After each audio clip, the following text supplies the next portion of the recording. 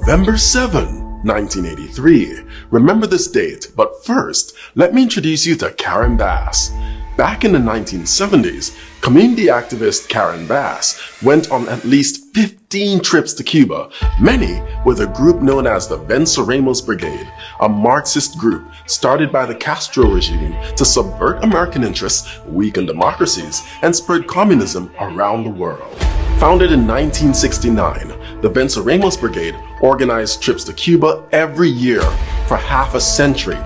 They attracted the most radicalized and delusional segments of the American left, including overtly Maoist and pro-Soviet communist groups. In fact, a Los Angeles police investigator who infiltrated the group testified to Congress saying that to be a member of the brigade, you had to be confirmed as a Marxist-Leninist. As a brigadista and then moving up the ranks to organizer for the Venceremos Brigade, Karen Bass visited Cuba every 6 months. Their mission? To radicalize young, impressionable American leftists in terrorist tactics and guerrilla warfare. Members of the Venceremos Brigade were even taught how to make bombs. Jesus Christ! Karen Bass admits, on her many pilgrimages to Cuba, she went to see Fidel Castro speak several times, even calling him charismatic, and upon his death, praised him, saying, "The passing of Commandant en Jefe is a great loss to the people of Cuba,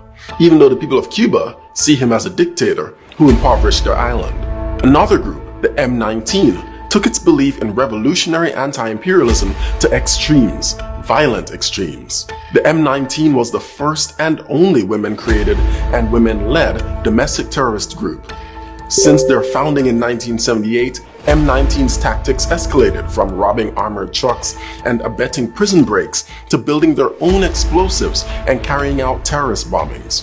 From 1983 to 1984, M19 bombed an FBI office, the Israel Aircraft Industries building, the South African consulate in New York, DC's Fort McNair, and Navy Yard, which they bombed twice. But that wasn't enough for them. On the night of November 7, 1983, the M19 called the US Capitol switchboard and warned them to evacuate the building. Minutes later, the M19 bombed the north wing of the US Capitol. November 7, 2023 marks 40 years since the M19's bombing of the US Capitol. Members of the M19, like Susan Rosenberg, traveled to Cuba with and were radicalized by the Venceremos Brigade. The South Los Angeles Venceremos Brigade was led by Karen Bass, who is now mayor of Los Angeles.